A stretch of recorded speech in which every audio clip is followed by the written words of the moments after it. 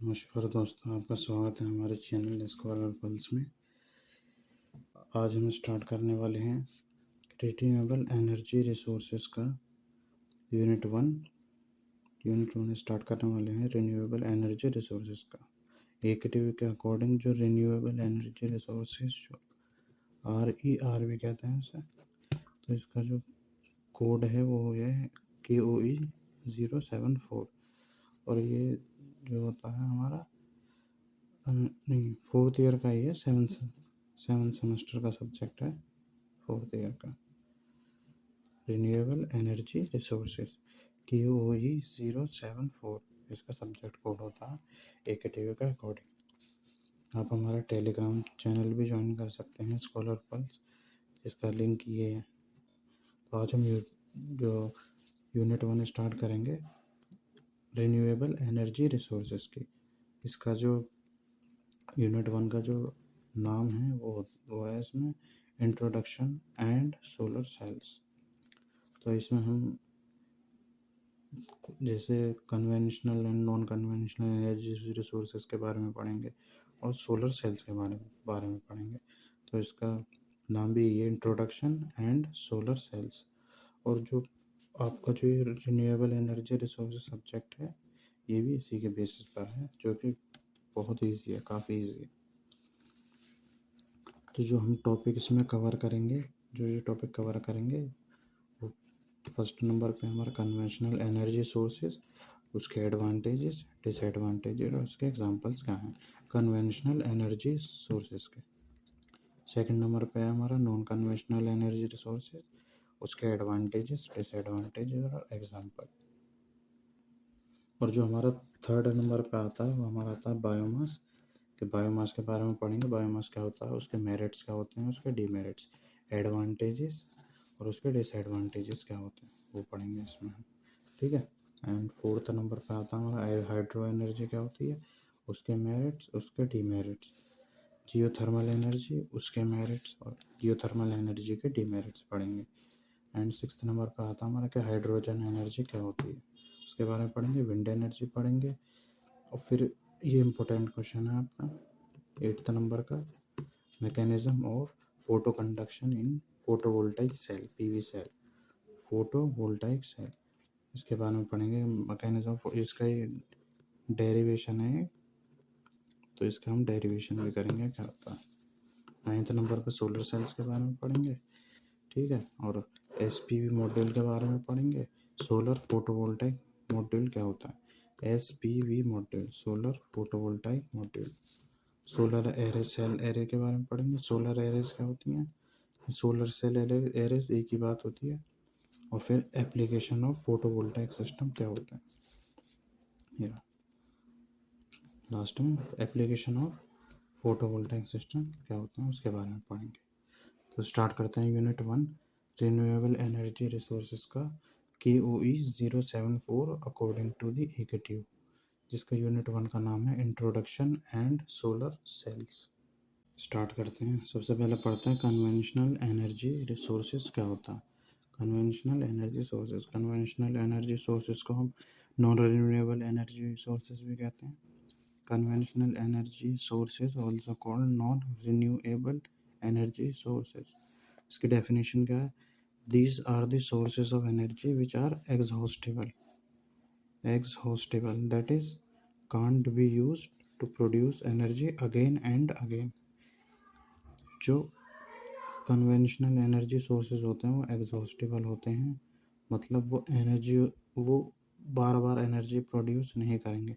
एक बार अगर वो कंज्यूम कर लिए तो वो दोबारा यूज़ नहीं किए जा सकते।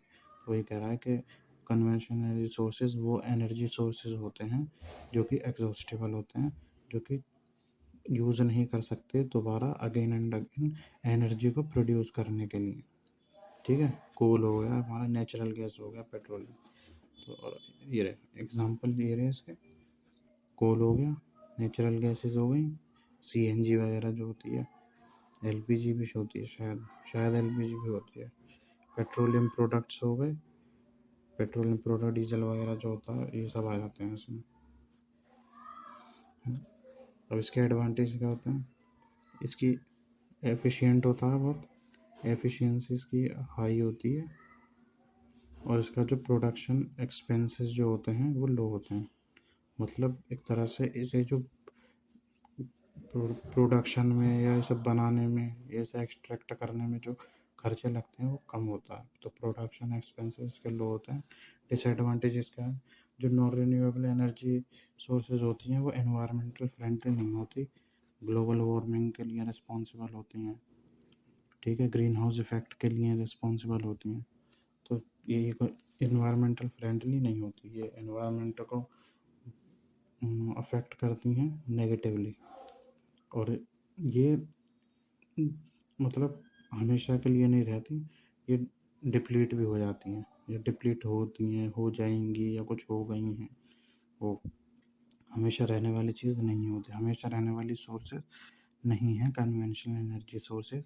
कन्वेंशनल एनर्जी सोर्सेज हो गई, दूसरा नाम हो गया इसका नॉन रिन्यूएबल, और जो इसे हम एग्जॉस्टेबल भी बोल सकते हैं। Conventional energy sources, conventional energy sources, non renewable energy sources और एग्जॉस्टेबल एनर्जी सोर्स, किसी भी नाम से आ सकता है आपके एग्जाम में। एंड उसके बाद आता है हमारा कि नॉन कन्वेंशनल एनर्जी सोर्सेज क्या होती हैं। नॉन कन्वेंशनल एनर्जी सोर्सेज को हम रिन्यूएबल एनर्जी सोर्सेज भी कहते हैं। इसकी डेफिनेशन क्या है? These are the sources of energy which are inexhaustible. ये जो होती हैं सो वो सोर्सेज ऑफ एनर्जी होती हैं जो कि इनएग्जॉस्टेबल होती हैं, that is can be use to produce energy again and again.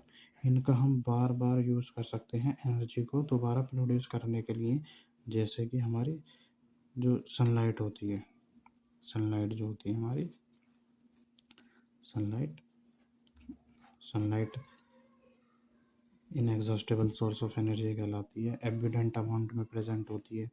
या अगर हम वाटर भी एबिडेंट अमाउंट में प्रेजेंट होता है, वाटर से हम अगर एनर्जी बनाते हैं तो वो हमारी नॉन कन्वेंशनल एनर्जी सोर्स होती है। Non conventional energy source renewable होती है और यही इनएग्जॉस्टेबल होती है। इसे हम बार बार यूज़ कर सकते हैं एनर्जी को प्रोड्यूस करने के लिए, ठीक है। यहाँ मैंने लिख दिया है कि जो नॉन कन्वेंशनल होती हैं वो रिन्यूएबल होती हैं। डिसएडवांटेजेस क्या होते हैं इनके? हाई कॉस्ट होती है इनकी। अब हाई कॉस्ट कैसे होती है? जो सोलर सेल जो आता है हमारा, सोलर सेल वो बहुत महंगा पड़ता है। तो अब सोलर सनलाइट जो होती है वो तो एक इनएग्जॉस्टेबल सोर्स ऑफ एनर्जी हो गई, लेकिन सनलाइट को उस सनलाइट से एनर्जी लेने के लिए, इलेक्ट्रिसिटी में कन्वर्ट करने के लिए किसी सिस्टम की ज़रूरत पड़ेगी, तो वो सिस्टम महंगा पड़ जाता है, इसलिए हाई कॉस्ट। पॉल्यूशन, अब पॉल्यूशन कैसे, जैसे क्या कहते हैं उसे, कुछ जो प्रोडक्शन जो होता है इन इनएग्जॉस्टेबल सोर्स ऑफ एनर्जी के प्रोडक्शन में कुछ पॉल्यूशन का भी कारण बनते हैं, तो इसलिए पॉल्यूशन भी क्रिएट, एफिशिएंसी लेवल बहुत कम होता है इनका, एंड वाइल्ड लाइफ के लिए भी ये हार्मफुल होते हैं, रेडिएशन वगैरह कुछ उससे रिलेटेड होगा इसलिए। एडवांटेज क्या होते हैं इनके?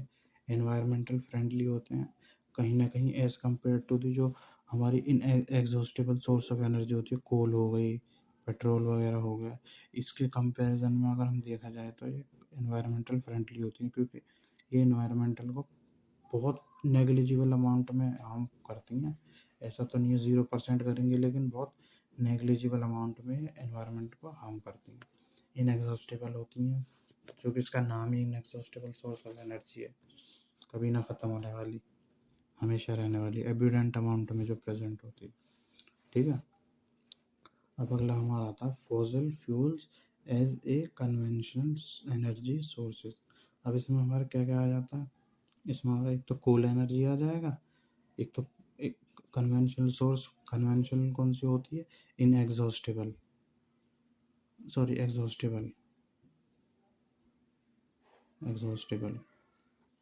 कन्वेंशनल जो होती है एग्जॉस्टेबल होती है, नॉन रिन्यूएबल होती है वो, ठीक है। नॉन रिन्यू कन्वेंशनल जो होती है वो नॉन रिन्यूएबल होती है। उसमें क्या आ जाएगा? एक तो हमारा कोल आ जाएगा, दूसरा हमारा नेचुरल गैस आ जाती है। तो इसमें पढ़ते हैं fossil fuel as a conventional energy source में पहला आता है हमारा कोल एनर्जी। कोल क्या होता है? Coal is a conventional energy sources, ठीक है। कोल जो होता है हमारा कन्वेंशनल सोर्स ऑफ एनर्जी होता है, एग्जॉस्टिबल होता है, नॉन रिन्यूएबल होता है। ये फॉर्म कैसे होता है? It is form due to degradation या फिर decomposition of trees and plants buried under layer of slit, earth कह लो इसे, अर्थ। अर्थ की जो ये जो कोल एनर्जी फॉर्म होती है वो किसके द्वारा होती है? Decomposition of trees and plants, जो कि बरीड होते हैं अर्थ की जो लेयर होती हैं उनमें, और उन पर हाई प्रेशर वगैरह भी उन पे एक्ट करता है। It is compose of mainly carbon and hydrocarbon. तो ये मेनली जो मेन प्रोडक्ट जो होते हैं उसमें कार्बन और हाइड्रोकार्बन के बने हुए होते हैं। ये कोल जो होता है जनरली कहाँ फाउंड? उत्तर प्रदेश में मिलता है ज़्यादा, मध्य प्रदेश में, बिहार और भी अदर स्टेट्स में मिलता है, ठीक है।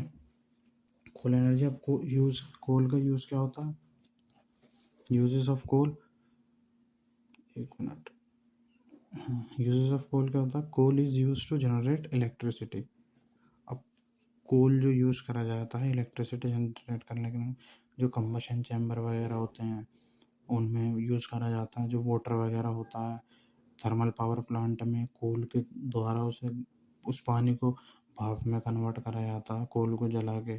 तो कहीं ना कहीं, और कोल डायरेक्टली भी एक एज एनर्जी सोर्सेज यूज़ करा जाता है, ना कि इलेक्ट्रिसिटी। इलेक्ट्रिसिटी जनरेशन में वो पावर प्लांट, टरबाइन वगैरह, इन सबको इन सबको रोटेट करवाने में, ड्राइव करवाने में हेल्प करता है। Power plant uses coal for heating water to generate steam.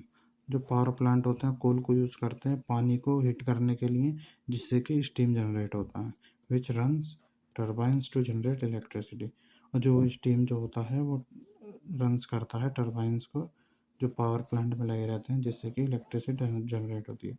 Power plant use करते हैं कोल को पानी को गर्म करने के लिए, फिर जब वो पानी गर्म होता है उससे स्टीम जनरेट होती है, जो कि टर्बाइंस जो लगे रहते हैं पावर प्लांट में वो उन्हें रोटेट करवाती है, जिससे जो वो टर्बाइन रोटेट होते हैं वो कनेक्ट रहते हैं शाफ्ट से और जनरेटर से, जो कि इलेक्ट्रिसिटी जनरेट करते हैं, ठीक है।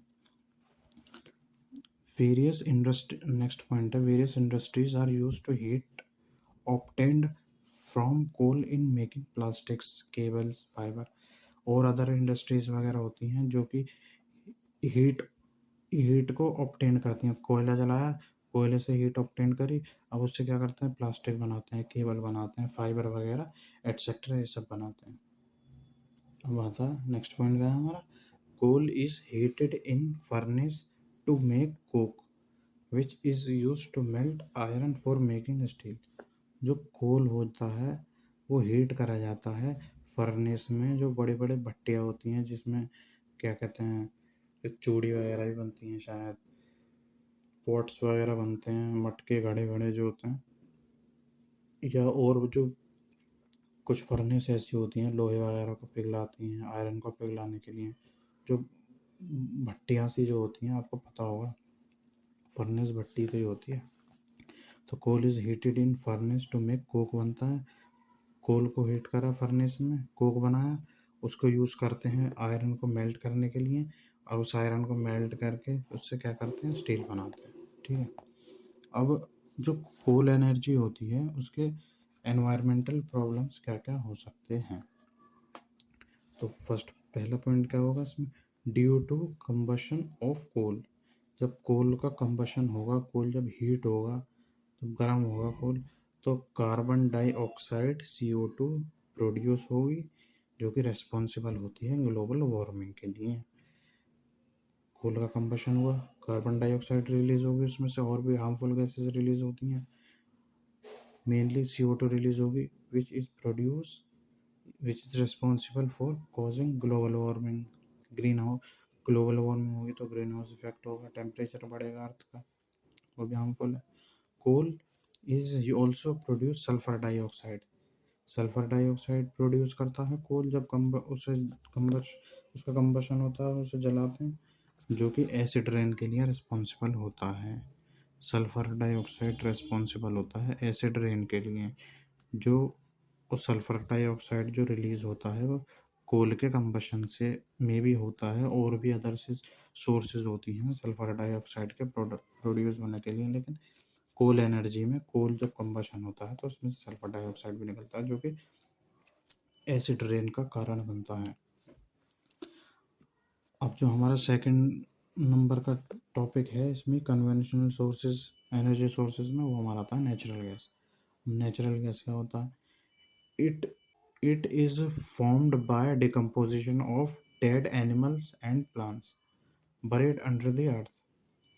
नेचुरल गैस क्या होती है? ये किससे फॉर्म होती है? डिकम्पोजिशन ऑफ डेड, मरे हुए एनिमल्स, प्लांट्स, जो कि अर्थ के अंडर रहते हैं या फिर अर्थ की लेयर में दबे हुए रहते हैं। नेचुरल गैस डिकम्पोजिशन से बनती है डेड एनिमल्स और प्लांट्स के, जो कि अर्थ के अंदर दबे हुए रहते हैं, बरीड रहते हैं, और उन पर हाई प्रेशर लगता है। ये it is mainly composed of methane with small amounts of propane and ethane.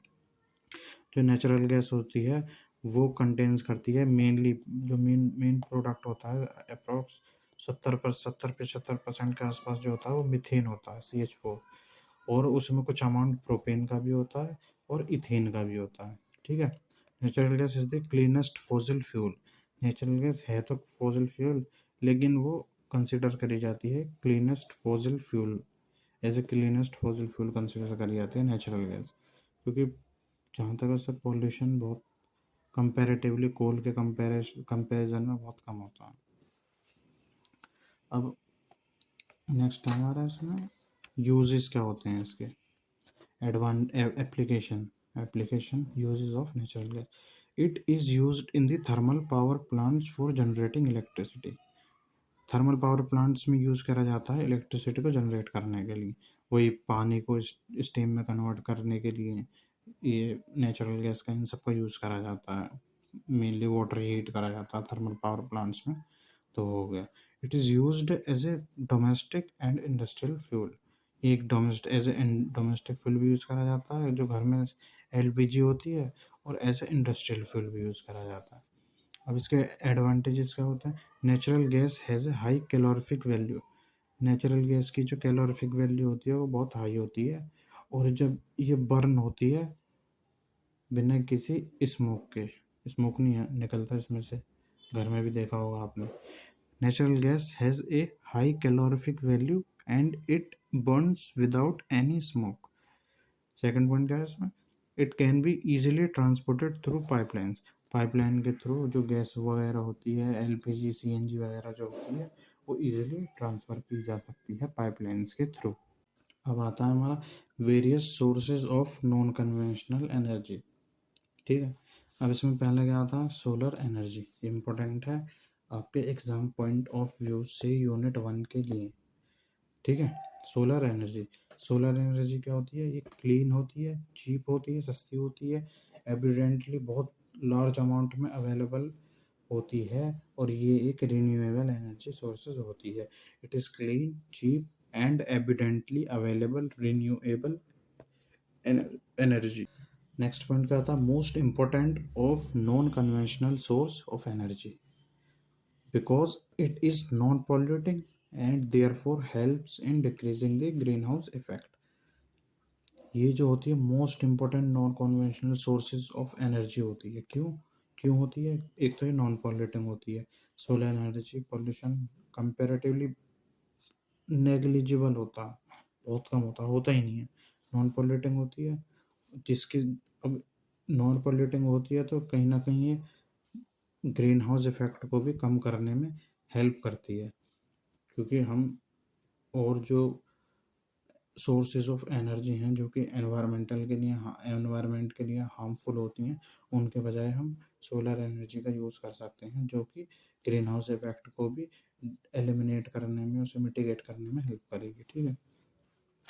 Solar energy can be used as, solar energy को हम दो तरीके से यूज़ कर सकते हैं।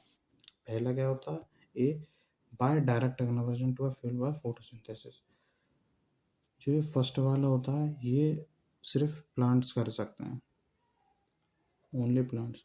डायरेक्ट कन्वर्जन करा फ्यूल का, सोलर एनर्जी आई, फ्यूल एज ए, जो सोलर रेडिएशन होती है वो फ्यूल हो गया। अब उसमें फोटोन्स वगैरह होते हैं, और जो प्लांट्स होते हैं वो फोटोसिंथेसिस प्रोसेस के द्वारा उस फ्यूल को कन्वर्ट कर सकते हैं डायरेक्ट अपने उसमें फूड वगैरह कन्वर्ट करने में, उसके लिए अपने एनर्जी प्रोड्यूस करने के लिए अपने लिए। ठीक है, तो फर्स्ट हो गया बाय डायरेक्ट कन्वर्जन फ्यूल में फोटोसिंथेसिस के द्वारा जो कि प्लांट्स करते हैं। सेकंड होता है by direct conversion to electricity by photovoltaic, जो सोलर सेल आते हैं, सोलर सेल जो आते हैं उसके द्वारा जो सोलर रेडिएशन सोलर सेल पे पड़ी, सोलर सेल पे जो वो हीट होगा, इलेक्ट्रॉन्स जो होंगे उसके वो फ्लो कराना चालू करेंगे, तो इलेक्ट्रॉन्स जो फ्लो कराना चालू करेंगे उससे इलेक्ट्रिसिटी जनरेट हो जाएगी। तो पीवी सेल्स के थ्रू, फोटोवोल्टाइक सेल या फिर सोलर सेल्स कह लो उनके द्वारा। ठीक है, अब ये कैसे होता है? The sun releases the enormous amount of energy due to continuous fusion reaction taking place inside the sun. Sun जो होता है वो रिलीज करता है इनॉर्मस अमाउंट ऑफ एनर्जी, एक तरह से कह सकता हूँ massive massive super massive amount of energy sun जो होता है रिलीज करता है। क्यों करता है? क्योंकि उसमें कंटिन्यूसली फ्यूजन रिएक्शन होते हैं सन के अंदर। सन के जो सन है उसके अंदर फ्यूजन रिएक्शन होते हैं। वो हाइड्रोजन, दो हाइड्रोजन के एटम मिलके जब हीलियम बनाते हैं, ऐसे H plus H plus H जो हीलियम बनाते हैं, ये फ्यूजन रिएक्शन होती है। तो फ्यूजन रिएक्शन होती है तो इससे enormous amount of energy release होती है। तो जो नेक्स्ट पॉइंट का है इसमें, the sun send out the energy in the form of radiation.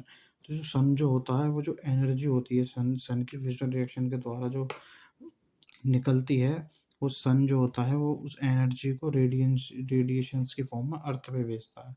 और भी जगह जाती हैं लेकिन अर्थ पे भी रेडिएशन की फॉर्म में ही आती हैं वो energy, at the rate of 3.7 into 10⁻20 megawatt.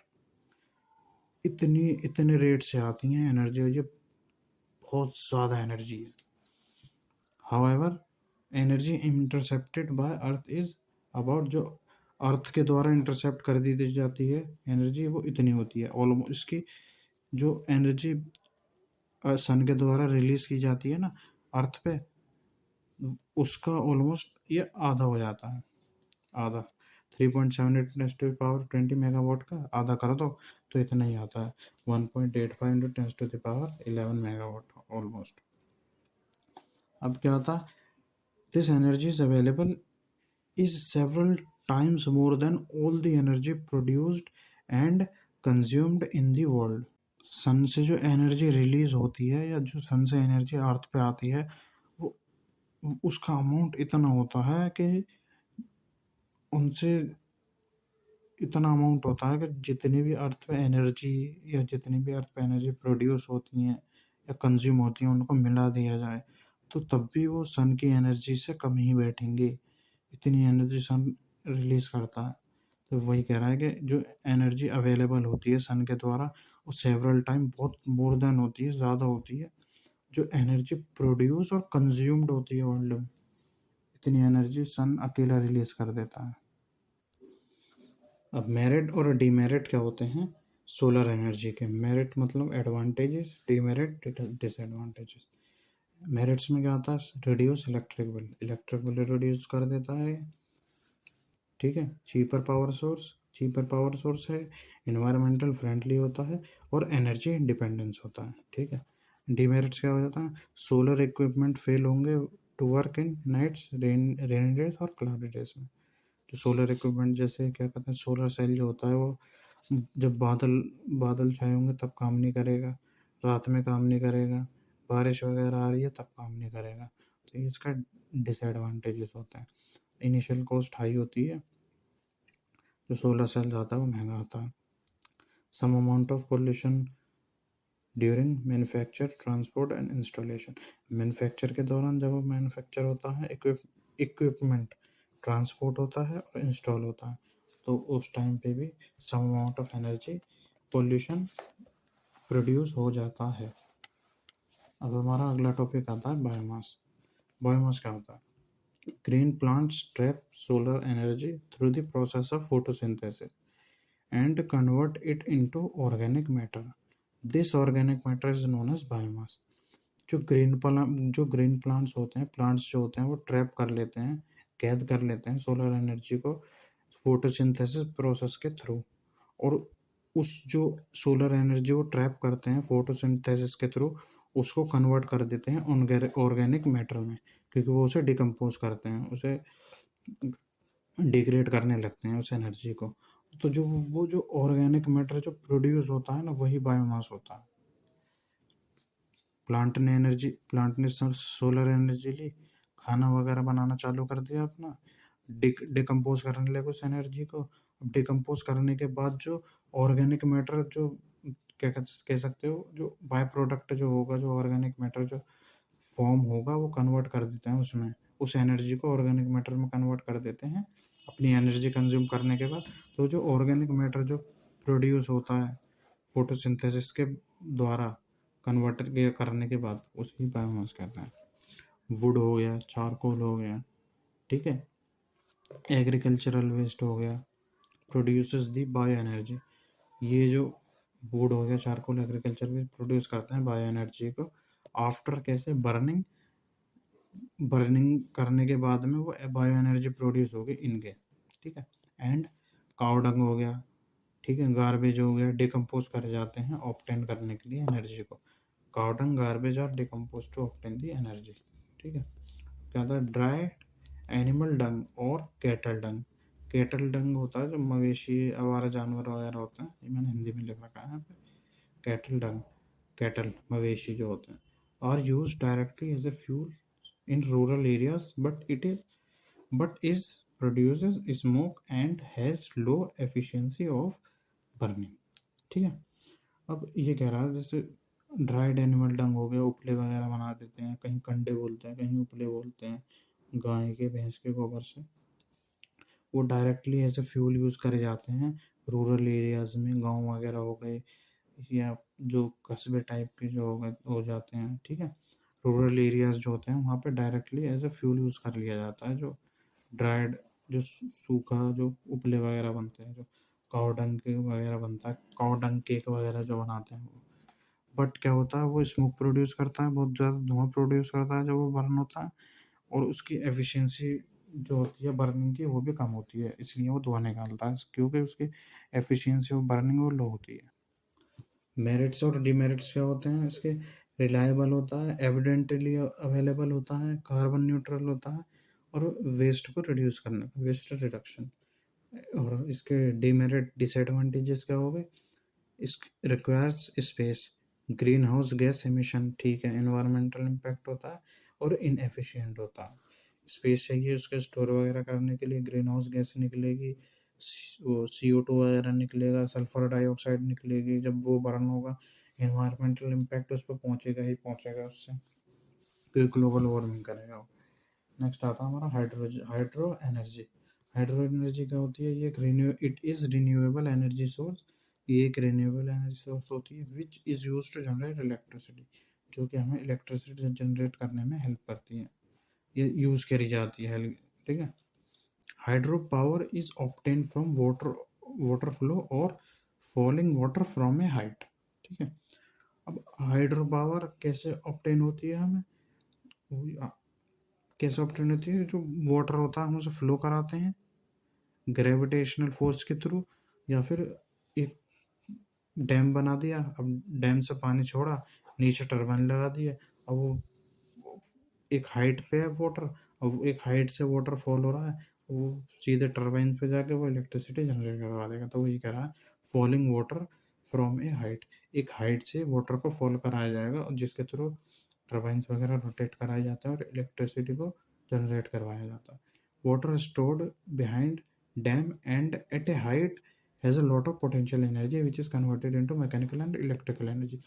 जो वाटर स्टोर करा जाता है डैम्स के पीछे, जो डैम्स होते हैं बड़े बड़े, उनके पीछे एक हाइट पे करा जाता है, जिसमें वो जो वाटर होता है डैम के पीछे, उसमें बहुत पोटेंशियल एनर्जी होती है, जो कि उससे फिर जब रिलीज करते हैं तो कन्वर्ट हो जाती है मैकेनिकल और इलेक्ट्रिकल एनर्जी में, उसे हम यूज़ कर लेते हैं। वाटर इज रिलीज ग्रेजुअली, जो वाटर होता है ग्रेजुअली धीरे धीरे धीरे रिलीज करा जाता है, and is allowed to fall under gravitational force, वो ग्रेविटेशनल फोर्स के अंडर फ्लो करता है and drive which rotates hydraulic turbines, drive करा जाता है जो कि हाइड्रोलिक टर्बाइन को रोटेट करवाता है। नेक्स्ट आता है हमारा इसमें the generators are attached with the turbine to produce electricity. Dam है, डैम से पानी फ्लो करा, टरबाइन से नीचे लगे रहते हैं। अब टरबाइन से क्या होता है, शाफ्ट लगी रहती है, शाफ्ट से क्या होता है, जनरेटर कनेक्टेड रहता है। ठीक है, तो वही करा, जनरेटर जो होते हैं अटैच रहते हैं टरबाइन से, जो कि इलेक्ट्रिसिटी को प्रोड्यूस करते हैं। ठीक है, अब नेक्स्ट इसमें क्या आता है हमारा, इसके एडवांटेजेस और डिसएडवांटेजेस कह लो या फिर इसकी लिमिटेशंस कह लो। ठीक है, अब इसके एडवांटेजेस क्या होते हैं, hydro power doesn't pollute the water और एयर ड्यूरिंग दी ऑपरेशंस। जो हाइड्रो पावर होता है वाटर को पॉल्यूट नहीं करता, एयर को भी पॉल्यूट नहीं करता ड्यूरिंग दी ऑपरेशन, जब उसका जो कन्वर्जन होता है इलेक्ट्रिसिटी में, और कोई उसमें वेस्ट प्रोडक्ट नहीं बनता। जब उसका हाइड्रो पावर से जब हम इलेक्ट्रिसिटी जनरेट करते हैं तो उसमें कोई बाय प्रोडक्ट, कोई वेस्ट प्रोडक्ट नहीं बनता। डिसएडवांटेजेस क्या होते हैं, generation of electricity by hydroelectric power plant result in pollution and ecological disturbance like flooding situation and adverse effect on flora and fauna। तो जनरेशन इलेक्ट्रिसिटी जब हम जनरेट करते हैं हाइड्रो इलेक्ट्रिक पावर प्लांट के through, जो hydro electric power plant के through electricity जब generate होती है ना, तो पॉल्यूशन भी करती है, और इकोलॉजी को भी डिस्टर्बेंस कर देती है, जैसे फ्लडिंग सिचुएशन आ जाती है, और एडवर्स इफेक्ट होते हैं फ्लोरा एंड फौना के, प्लांट्स वगैरह एनिमल्स वगैरह जो होते हैं ये उनको भी नेगेटिवली इम्पेक्ट करता है। अब नेक्स्ट हमारा आता है जियोथर्मल एनर्जी। जियोथर्मल एनर्जी क्या होती है, the energy harnessed from the hot rocks present inside the earth is called geothermal energy. ठीक है, जो एनर्जी हॉट रॉक से मिलती है हमें उसे ही हम जियोथर्मल एनर्जी कहते हैं, और वो हॉट रॉक जो होते हैं वो अर्थ के अंदर प्रेजेंट होते हैं। जियो मतलब होता है अर्थ, थर्मल मतलब हीट, तो अर्थ की जो हीट से जो हमें एनर्जी मिलती है उसे ही हम जियोथर्मल एनर्जी कहते हैं। हॉट रॉक से मिलती है, जो हॉट रॉक होते हैं अर्थ के अंदर ही प्रेजेंट होते हैं। There is an increase in temperature of the earth with increase in depth below the surface. जैसे जैसे हम अर्थ के अंदर जाएंगे उसके क्रस्ट में, फिर कोर की तरफ, जैसे जैसे हम कोर की तरफ जाएंगे, जैसे हम डेप्थ में जाते हैं अर्थ की, वैसे वैसे टेम्परेचर होता है वो बढ़ता रहता है। The fission of radioactive material naturally occurring in the rocks increases the temperature of earth as we move around the earth surface। वही कह रहा है कि फिजन रिएक्शन होती है रेडियो एक्टिव मटेरियल की, नेचुरली होती है रॉक्स के अंदर, जो अर्थ के अंदर जो रॉक्स वगैरह होते हैं, पोरस रॉक्स वगैरह जो होते हैं उसके अंदर, उसके नीचे होती है। तो फिजन रिएक्शन होती है रेडियो एक्टिव मटेरियल की नेचुरली।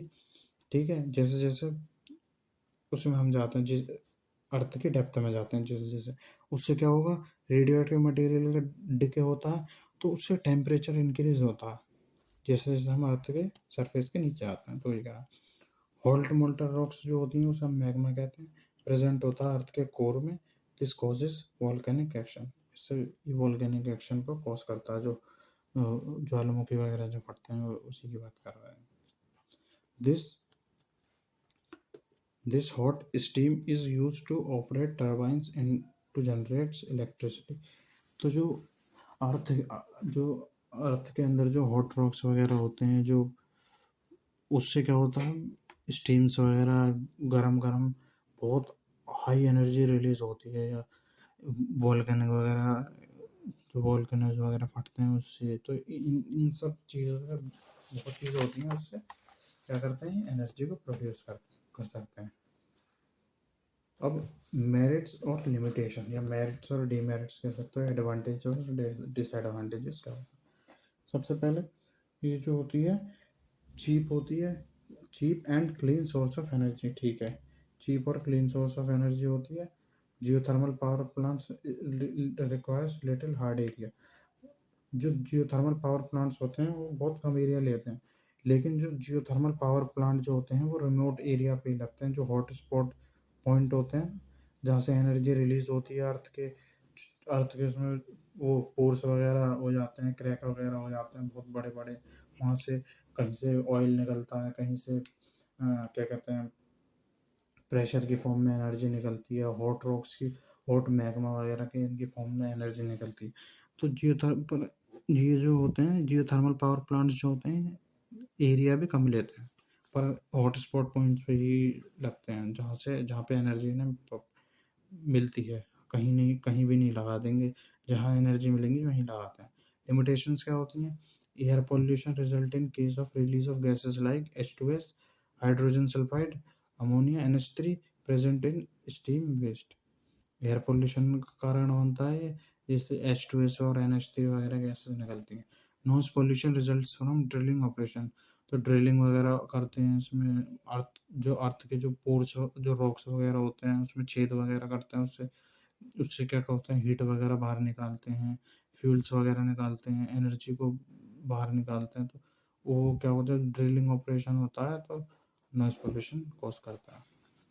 ये डायग्राम देख लेना आप, ये इम्पोर्टेंट डायग्राम है। एक मिनट, क्या रिन्यूएबल सोर्सेज ऑफ एनर्जी में अगर कुछ एनर्जी के बारे में पूछता है तो ये डायग्राम ये इम्पोर्टेंट है डायग्राम। अगर कोई सी भी एनर्जी पूछ ली जाती है आपसे, solar energy, biomass energy, biofuel energy, hydro energy, wind energy, ocean wave energy, tidal energy, तो ये टाइडल एनर्जी, ओशन वेव, इस पर आप आगे भी पढ़ोगे, बायोफ्यूल, ये सब डिटेल में पढ़ोगे। मतलब अगर इनमें से किसी भी एनर्जी के बारे में या फिर ये जियोथर्मल एनर्जी, तो इसके लिए आप ये डायग्राम इम्पोर्टेंट है, बना देना ये डायग्राम। ठीक है, अब आता है हमारा अगला, ये हाइड्रोजन एनर्जी क्या होती है। नॉन कन्वेंशनल एनर्जी सोर्सेज होती है हाइड्रोजन एनर्जी, ये ट्रेमेंडस पोटेंशियल होता है इसमें, क्योंकि ये वाटर से प्रोड्यूस होती है जो कि अवेलेबल होता है एविडेंस नेचर में। It has tremendous potential because it can be produced from water which is available in abundance amount। Water से प्रोड्यूस होती है ये एनर्जी, इसलिए ये ट्रेमेंडस पोटेंशियल होता है इसमें और बहुत ज़्यादा अमाउंट में होती है। इन सन्स कोर्स, अब ये वाटर से भी बन सकती है। अब सन के पास आ गए। इन सन्स कोर, जो सन का कोर होता है, हाइड्रोजन हाइड्रोजन एटम्स जो होते हैं, हाइड्रोजन H+H कंबाइन करके फॉर्म करते हैं हीलियम एटम को। ठीक है, तो वही कह रहा है hydrogen atoms combine to form helium atom. Hydrogen plus hydrogen form करके हीलियम बनाते हैं, जिसे हम फ्यूजन रिएक्शन कहते हैं। जो फ्यूजन रिएक्शन होती है ये रेडिएंट एनर्जी देती है, जो कि सस्टेन्स करती है life on earth. It gives the radiant energy which sustains the life on earth. ठीक है, hydrogen can be separated from water bye means of electrical energy. Electrical energy के थ्रू हम हाइड्रोजन को सेपरेट कर सकते हैं वाटर से। Water होता है H2O, तो हाइड्रोजन हम निकाल सकते हैं bye means of electrical energy. ठीक है, it can also be obtain from fossil fuels, तो जो हाइड्रोजन एनर्जी है वो फॉसिल फ्यूल से भी हम निकाल सकते हैं। ठीक है, अब एडवांटेजेस और डिसएडवांटेजेस क्या होते हैं। ठीक है, एडवांटेजेस, नॉन टॉक्सिक होती है, इन्वायरमेंटल फ्रेंडली होती है, नॉन पॉल्यूटिंग होती है, मोर एफिशिएंट होती है, और it has very high energy content, क्योंकि हाइड्रोजन एनर्जी में बहुत हाइड्रोजन, ये जो होती है हाइड्रोजन की एनर्जी होती है, तो इसमें बहुत ज़्यादा एनर्जी डेंसिटी होती है, इसकी बहुत ज़्यादा एनर्जी कंटेंट होता है इसमें। डिसएडवांटेजेस क्या होता है, हाईली फ्लेमेबल होती है, एक्सपेंसिव होती है, हाइड्रोजन एनर्जी बहुत महंगी आती है। जहाँ तक है हाइड्रोजन एनर्जी जो होती है, शायद शायद एटॉमिक बॉम्ब से भी ज़्यादा, जो हाइड्रोजन बॉम्ब बनता है वो एटॉमिक बॉम्ब से भी ज़्यादा डेंजरस होता है, तो कहीं ना कहीं हाइड्रोजन एनर्जी भी उतनी ही पावरफुल कहलाई जाएगी। Not the safest source of energy, बिल्कुल स्टोरेज कॉम्प्लिकेशन होते हैं, उसे स्टोर कैसे करेंगे। फ्लेमेबल, हाईली फ्लेमेबल भी है, सेफेस्ट सोर्स भी नहीं है, हाई एनर्जी डेंसिटी और हाई एनर्जी पोटेंशियल कंटेंट होता है इसका, तो इस वजह से स्टोरेज कॉम्प्लिकेशंस भी आती हैं। अब हमारा आता है next, mechanism of photo conduction in photovoltaic cell. Most important question कह लो या फिर डेरिवेशन कह लो, ये आपके एग्जाम पॉइंट ऑफ व्यू से है, इम्पोर्टेंट क्वेश्चन है आपका। इसलिए आपको ये सही से पढ़ना है। अब इसमें क्या होता है, mechanism photo conduction division, PN junction होता है हमारे। पीएन जंक्शन किससे फॉर्म बनता है, पी टाइप सेमीकंडक्टर से और एन टाइप सेमीकंडक्टर से, ठीक है। अब पी टाइप सेमीकंडक्टर कौन से होते हैं, जहाँ पे होल्स जो होते हैं मेजॉरिटी चार्ज कैरियर होते हैं।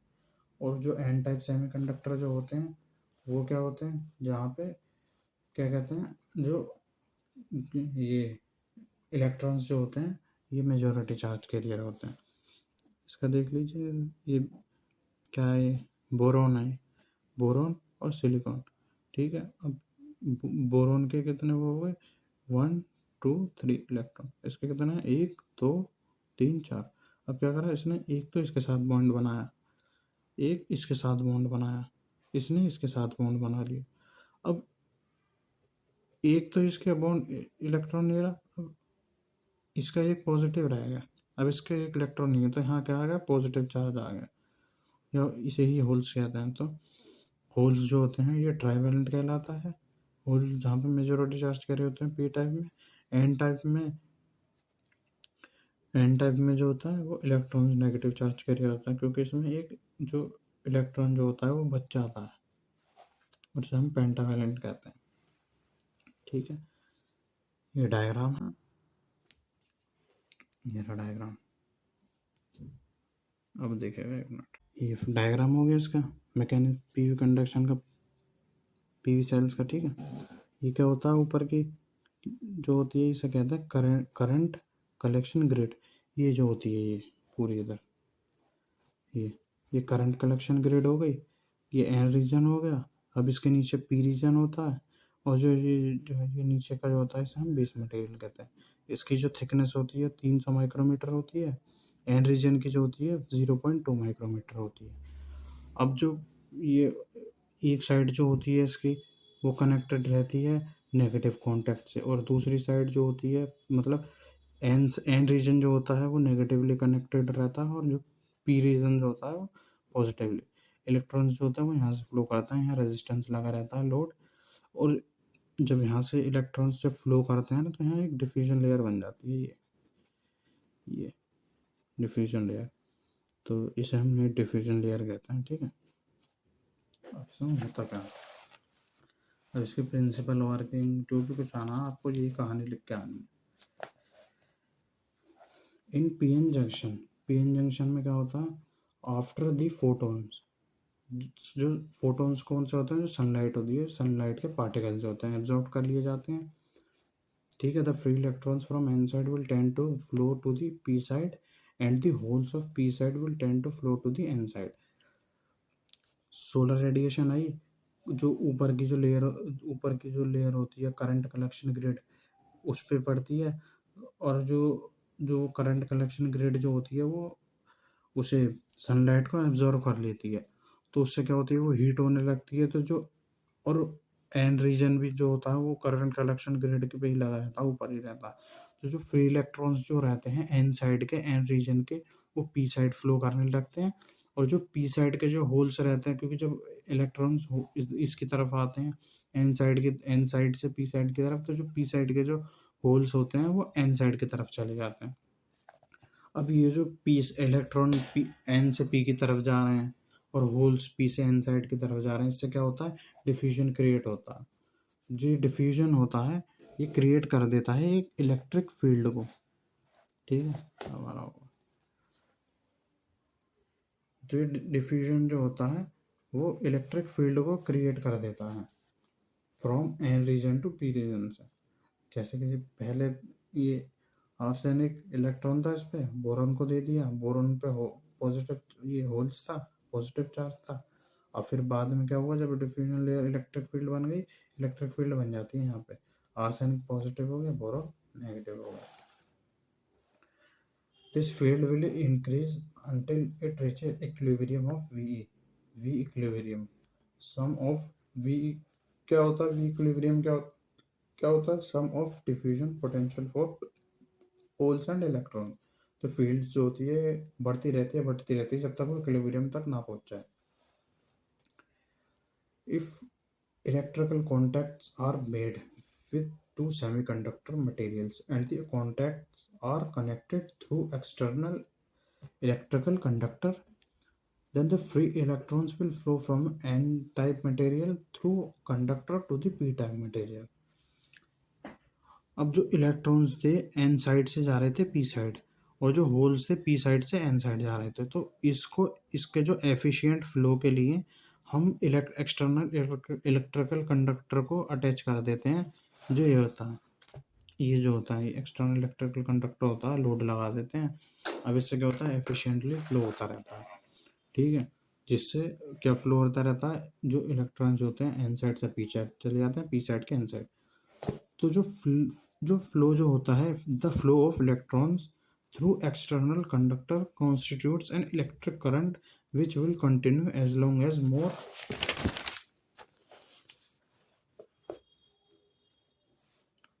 Free electrons and holes are being formed by solar radiations.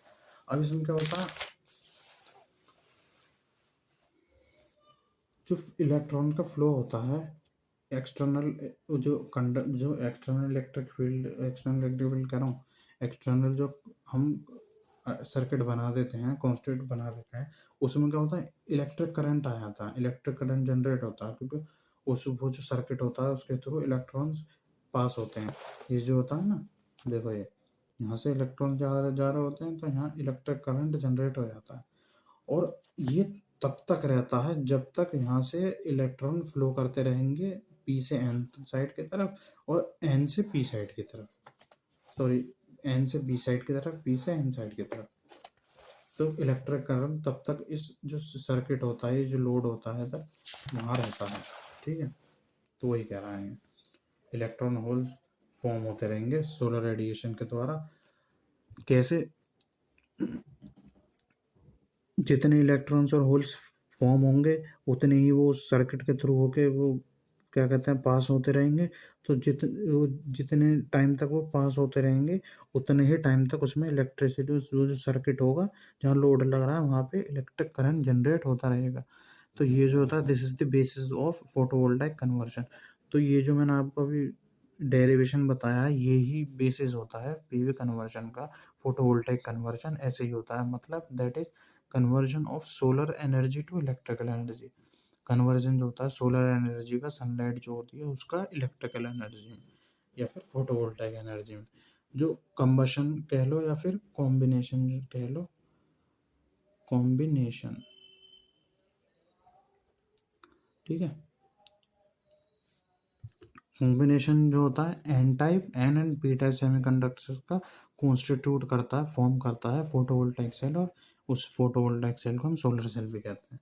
अब देखो सोलर सेल आपने यहीं पढ़ लिया कि कॉम्बिनेशन जो होता है एन और पी टाइप सेमीकंडक्टर का, वो सोलर सेल होता है। ठीक है, और अभी डेफिनेशन बता दूंगा मैं क्वांटम में से। ऑल सच सेल जनरेट, जो ये सोलर सेल या पीवी सेल होते हैं, ये डायरेक्ट करंट फॉर्म करते हैं। ठीक है, डायरेक्ट करंट फॉर्म करते हैं, ये एसी फॉर्म नहीं करते, लेकिन एसी में कन्वर्ट करे जा सकते हैं अगर ज़रूरत है तो, which can be converted to alternating current if desired, अगर रिक्वायरमेंट है। ठीक है, अब नोट्स में तो मैं कुछ क्वेश्चन हैं आपको वो बता देता हूँ क्वांटम के थ्रू। ठीक है, इसे रखते हैं कॉपी को साइड में, मेरे चलो टॉपिक में क्वांटम से समझा दूंगा, इजी है बहुत। देखो, write a short notes on solar cell and it material. Solar cell क्या होता है, photovoltaic energy is the conversion of sunlight into electrical energy through photovoltaic cell. जो फोटोवोल्टाइक एनर्जी होती है वो कन्वर्जन होती है सनलाइट का, सनलाइट से फोटोवोल्टाइक एनर्जी बनी इलेक्ट्रिसिटी में, किसके थ्रू, पीवी सेल्स के थ्रू। तो सोलर सेल एक माध्यम होता है जो कि कन्वर्ट करता है सनलाइट को इलेक्ट्रिकल एनर्जी में। और जो प्रोसेस जो होता है कन्वर्जन का, इसको हम फोटोवोल्टाइक एनर्जी कहते हैं। और जो फोटोवोल्टाइक सेल होता है वो सोलर सेल होता है। ठीक है, क्या होता है, डिस्क्राइब सोलर फोटोवोल्टाइक मॉड्यूल क्या होता है। ठीक है, सोलर फोटोवोल्टाइक मॉड्यूल क्या होता है, it refers to a wide variety of solar electric system. Solar electrical systems की जो वेराइटी होती है उसे ही हम एसपीवी कहते हैं, solar photovoltaic system. This system use of, ये क्या करता है, solar, this system use of solar array made of silicon to convert sunlight into electricity. जो ये एसपीवी मॉड्यूल जो होता है, ये सिस्टम यूज़ करता है सोलर एरेज को। सोलर एरेज क्या होता है? सोलर सेल के कॉम्बिनेशन को सीरीज में अटैच कर देते हैं तो वो एरे कहलाता है। तो जो सोलर एरेज जो होता है यूज़ करता है उसे ये सिस्टम, जो कि किससे जो सोलर एरेज जो बनी होती हैं सिलिकॉन से बनी होती हैं, जो कि कन्वर्ट करती हैं सनलाइट को इलेक्ट्रिसिटी में। जो कंपोनेंट होते हैं एसपीवी मॉड्यूल के, पीवी सेल के अलावा, अदर देन फोटोवोल्टाइक एरेज जो सोलर एरेज है, इसके अलावा कलेक्टिवली उन सभी को मिला के पीवी सेल को हटा दो तो बाकी के जितने भी कंपोनेंट होते हैं ना, उन सबको कलेक्टिवली हम कहते हैं balance of system, BOS, boss, balance of system.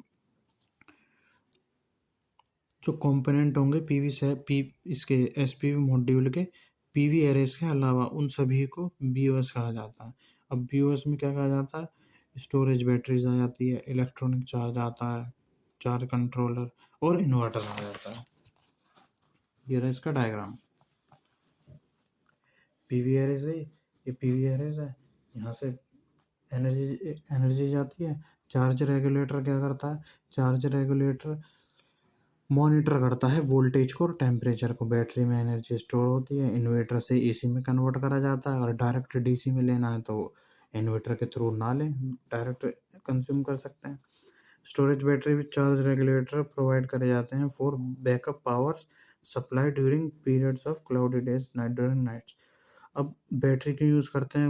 अब कभी किसी टाइम क्लाउडी डे हो रहा है या कभी बारिश आ रही है नाइट के टाइम पे, बैकअप पावर के as a backup power use करा जाता है बैटरी को, जो कि एनर्जी स्टोर कर लेती है जिसे हम बाद में कंज्यूम कर सकते हैं इंस्टेड ऑफ क्या कहते हैं डे में, नाइट में यूज़ कर सकते हैं। क्लाउडी डेज है, बारिश का टाइम है, तो उसके लिए बैटरी यूज़ करते हैं। वो एनर्जी को स्टोर करके रखती है। कभी धूप नहीं आ रही है, कभी सनलाइट नहीं आ रही, तो उसके लिए बेनिफिशियल होती है। Batteries are charge during the day and supply power to load as shown in this figure. ठीक है, तो जो बैटरीज होती हैं वो दिन में चार्ज कर ली जाती हैं और पावर को सप्लाई कर देती हैं नाइट में, या फिर कभी जब क्लाउडी डेज वगैरह होते हैं उस टाइम पे। ऐसा capacity of battery is expressed in ampere hour and each cell of lead acid batteries of 2 volts. जो कैपेसिटी होती है वो एम्पेयर आर की फॉर्म में दर्शाई जाती है, एक्सप्रेस्ड करी जाती है। और जो हर एक सेल होता है, जैसे बैटरी जो होती है कॉम्बिनेशन ऑफ सेल होती है, तो जो कई सेल्स से बैटरी बनती है, तो जो एक सेल जो होता है लेड एसिड बैटरी का, वो 2 वोल्ट का होता है और कई सारे सेल्स को मिलकर बैटरी बनती है। Batteries are install with microprocessor based charge regulator to monitor the voltage and temperature. जो बैटरीज जो होती हैं वो इंस्टॉल करी जाती हैं एक माइक्रो प्रोसेसर के साथ, जो माइक्रो प्रोसेसर बेस्ड रेगुलर के साथ, मतलब जो रेगुलर होता है वो माइक्रो प्रोसेसर बेस्ड होता है, वो उसके साथ ही बैटरी जो होती है इंस्टॉल करी जाती हैं, जो कि मॉनिटर करती हैं वोल्टेज को और टेम्परेचर को। ठीक है, और अब क्या आता है, नेक्स्ट क्या आता है? एक मिनट,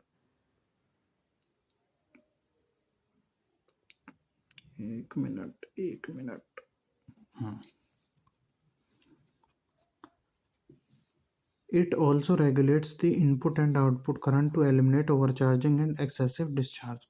अब ये बैटरी हो गई, रेगुलेटर वगैरह हो गया, ये क्या करते हैं? रेगुलेट करते हैं, चेक करते हैं इनपुट और आउटपुट करंट को, क्या एलिमिनेट करने के लिए ओवर चार्जिंग ना हो, डिस्चार्ज ना हो। ओवर चार्जिंग से और डिस्चार्जिंग से प्रोटेक्ट करते हैं, ये रेगुलेट करते हैं इनपुट और आउटपुट करंट को। इन्वर्टर प्रोवाइड करता है डीसी पावर को, इस provider for converting DC power from battery और photovoltaic array to AC. DC से एसी में कन्वर्ट करने के लिए हम इन्वर्टर का यूज़ करते हैं। ठीक है, तो जो it needs to have an automatic switch off in case of the output voltage from the arrays too low to high. जब वोल्टेज ये ज़्यादा हाई हो गई या ज़्यादा लो हो गई, तो उसके लिए इसे ऑटोमेटिक स्विच ऑफ इसका होना ज़रूरी है।